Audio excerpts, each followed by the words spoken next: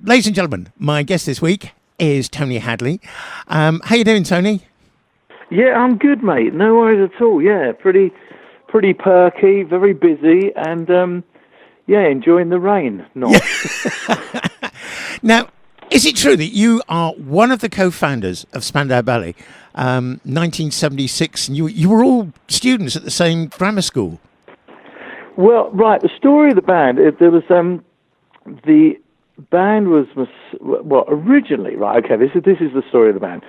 So I was a frustrated drummer. So at Dame Alice Owen School, I was in the music room at lunchtime playing drums, and then one day John Keeble came in, kicked me off the drums, was much better than me.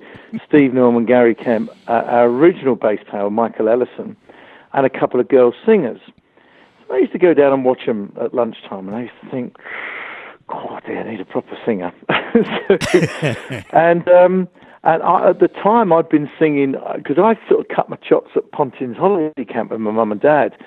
And I used to win competitions and weekends away and stuff. So I used to go into singing competitions. And so anyway, and then one day Steve Norman said to me, yeah, Tom, we're thinking of forming a proper group, but I think we need a proper singer. I said, I'm telling you, you need a singer. And so I was blowing my own trumpet, being a bit brash, I suppose. And I sang something, and he said, oh, wow, you can sing. So, and then we went down the next day, and that was the start of the band. And then Martin joined us in 1978, because he was in a punk band called The Defects. It was all around punk, see. So that's how the band got together. Oh, right. Martin, in fact, was our third bass player, with Michael Ellison, Richie Miller, and then Martin Kemp. Wow.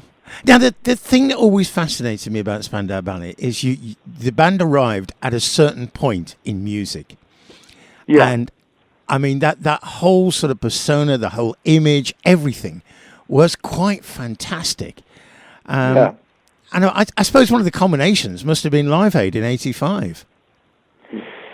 Yeah, I mean, that was, I suppose, the pinnacle of... Well, it was a pinnacle of a lot of things, really. Not just, wow, it was one of the biggest audiences we'd ever played to. Plus, it was for a great cause.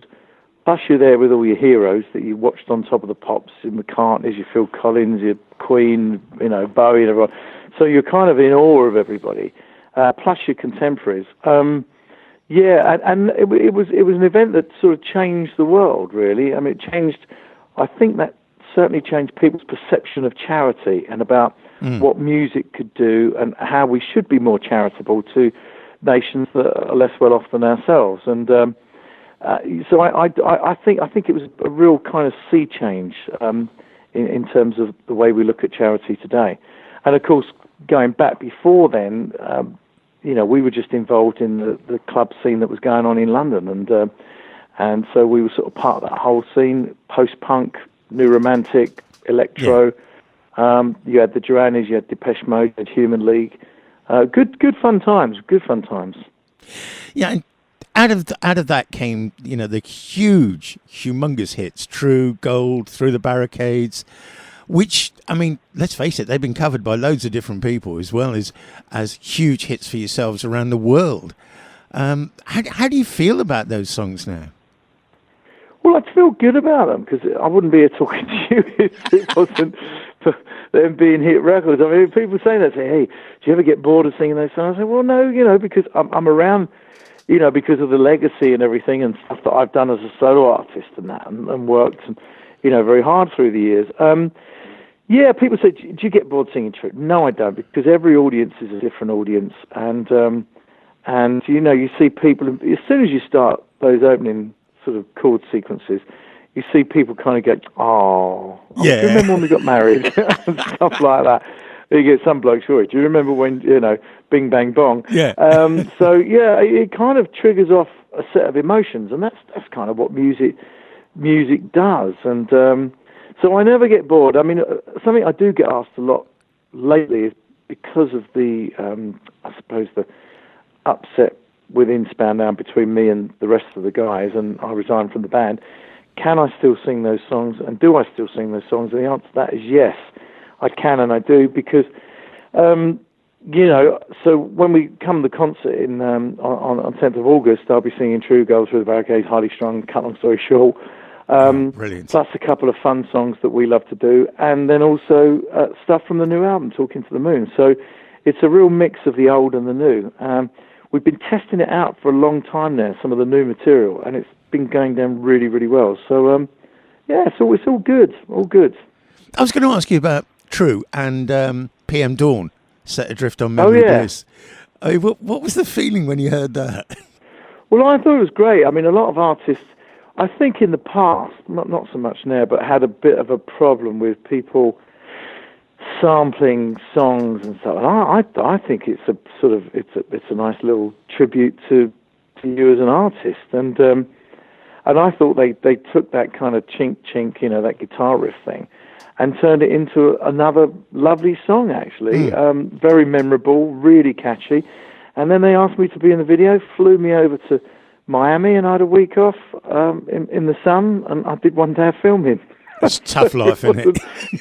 It wasn't too shabby, to be honest. And Prince and Jarrett were really, they were really lovely guys. They were very, very nice, very gentle people, lovely. Oh, excellent. Now, I want to take you a bit further on now. I mean, you signed with EMI, then you formed your own record company. And in 96, you did a tour with Joe Cocker. A sort of Sweden tour, wasn't it? Big band. No, it was an orchestral tour. Ah, right. It was called Night at the Proms. It still happens in Europe, and I've done it a couple of times. And it was not only Joe Cocker. The second time I did it with James Brown as well. Oh, wow. And it was brilliant. It's a 60-piece orchestra and choir, and different artists from Europe and international artists like Joe and myself. Were on there as well, and you just sing your hit songs with an amazing orchestra. You're playing to 15 to 18,000 people every night, and as a singer, it's just amazing. So I did that in Europe, and then another time I did it with James Brown, who was super cool, a really nice chap. And then another time I did it with John Anderson from Yes in South America, Alice Cooper, and Alan Parsons, the Alan Parsons project. So that was in South America. So I've had a lot of sort of experience working with orchestras, and funny enough, talking about that, it's my 40th anniversary next year, and we're going to do 40 shows in the UK to celebrate, and culminating with sort of Royal Albert Hall and stuff like that, with an orchestra at the end of the tour. So very expensive orchestras, but very lovely. But don't you get a huge sort of empowering feeling when you've got a massive orchestra behind you? Yeah, I mean, the vibe is amazing. I mean, sometimes I work with big swing bands. I like singing swing music, but when you're doing more contemporary stuff, when it's all orchestrated, it is amazing. Being on stage is incredible. I mean, the sound is beautiful. But the one thing you've always got to remember is do not go off track. If I'm playing with my band and say it's a 16-bar intro and we want to 32-bar it or 64-bar it, tone doesn't know when to come in kind of thing, then we can do that. But when you're with an orchestra, it's all written down. So trust me, if you don't come in at the right time, it is a train crash. Yeah. So you've got to be very disciplined. When working with orchestra, you've got to be very, very disciplined on timings and when to come in and stuff, yeah. But it's a beautiful thing. It was around about this time that you did the covers album, but you also had a wonderful song on there called She, which you wrote about your daughter Tony. Oh, yeah, God, that was a long time ago, wow. Oh, thank you for that, yeah. I wrote the song and my little girl's now grown up, she's 33, works in the City of London, and all my big kids now are, Tom's 35, Tony's 33, Max 28, and then I've got Zara who's 12 and Genevieve who's 7. In fact, I've got a little song going at the moment about Genevieve, so it might be on the next album. Oh, that would be lovely, isn't it? Just I love that children, song. they inspire you to write things, yeah. Do you ever get the kids involved in what you're doing? No, is the answer to that. So my big kids have never been interested No, my daughter's kind of dabbled with a bit of acting, but generally speaking, not really been that enamoured with the music business. And they've all got great jobs, but no, I mean, both my sons play drums, and Tom's a good guitarist, but they never wanted to do it professionally. Only one who looks like she is going to go down my road is Zara. She's a very, very good singer. Just can remember lyrics like it's incredible. So she's a great singer, and she's also a very good actress. What she really wants is to be an actress. Oh, right. Now, you've done some acting as well, haven't you? Yeah, I did Billy Flynn in Chicago. And I also was in Benidorm. I was in an episode of Benidorm. Oh, no, that's a claim. Oh, I'll tell you what, we had such a laugh. I went down with Ali, my wife, and my two youngest, and I thought, I've never been to Benidorm. What's it going to be like? Brilliant. We had such a nice time. And the cast and the crew, everyone were brilliant, and we went on nights out. We were about a week there. I was only filming for a couple of days. But it was super. We had a really good time. So, yeah, it was great fun. And Billy Flynn in the West End was, that was scary. That was really scary. Yeah. At least with TV, you can go, I didn't get that right, can I do it again? When you're on stage, there's no coming back. It's all or nothing. Now, the band you tour with now, is this the band you're going to be bringing over with you to Spain? Yeah, it's the fabulous, I call them the Fabulous TH Band, and they are brilliant. They are amazing musicians. They're just, how can I put it? They're just so good. I mean, if we want to change anything, sometimes, let's just change that a little bit. In an instant, they're on it. They're just super. And we're all great mates. We've been together a long time. And actually, a lot of us got younger children, so they're all friends as well. And, yeah, we're really, really good pals. But, yeah, so they're going to be with me. It's going to be, it's going to be rocking. Like I said, it'll be a bit of the old, bit of the new. He's one of the drummer. Is that John Keeble still? No, John left a few years ago, actually. We got a guy called Tim By. Tim's been with us now for quite a few years, actually.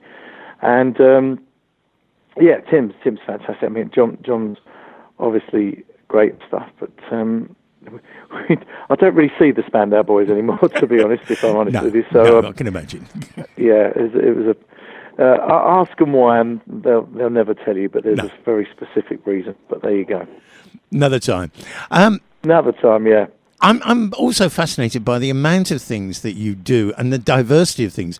Radio DJ, acting, singing. well, I started doing Virgin Radio years ago, and then it became Absolute Radio. So I do an Absolute 80s show on a Saturday night, and good fun, just playing all the stuff. The weirdest thing about it, and the saddest thing, is that you're looking at various people and going, wow, they're no longer with us. And we've lost a lot of people. I mean, George Michael, I mean, we play a Wham song or a George song every Saturday night. And, really, really tragic. We've lost a lot of brilliant musicians at a very young age. But it's a good fun show, and it's real, we'll play, I don't know, Sweet Child of Mine next to the Weather Girls or something, And then I've got another show just started recently on Sunday mornings with BBC Three Counties Radio. And again, on my 80s show, it's just 80s music. But on this show, we play anything from, it could be Bill Haley and the Comets to Sigrid, Ariana Grande, to Great. Calvin Harris. I mean, it's a real diverse show. Beatles, Stones. It's very sort of, very diverse. Now, the other thing that I get fascinated by is we get a little bit starved of it over here, is the tours of the 80s acts, where people like Kim Wilde, Bananarama, they all get back together again. And you've done a few of those as well, haven't you? Yeah, well, there's the festivals that we do, I'm doing about 4 or 5 this year, plus other normal festivals. So I'm doing Wentworth Festival this Saturday. Let's Rock. And it's called Let's Rock Exeter, Let's Rock Cardiff, Let's Rock London, Yeah. And they're brilliant shows. I mean, I have to say, and they're great people to work with. That's what makes it really nice for us.